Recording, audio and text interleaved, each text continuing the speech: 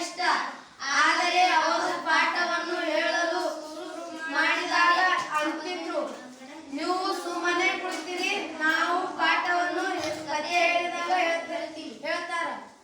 ಆದರೂ ಅವರಿಗೆ ಇನ್ನೂ ನೆನಪಿಸುತ್ತೇವೆ, ಏಕೆಂದರೆ ಮನೆಯಲ್ಲಿ ಹೊಡೆದರೆ ಹೊಡೆದಿರಿ ಎಂದು ನಾವು ನಮ್ಮ ಮನೆಯಲ್ಲಿ ಹೇಳಿ ಮೂಲೆಯಲ್ಲಿ ಹಾಕಿ ಒದೆಯಿರಿ ಎಂದು ಹೇಳಿ ಹೋಗುವರು. ನಮಗೆ ಮನೆಯಲ್ಲಿ ಹೋಗಿದಾಗ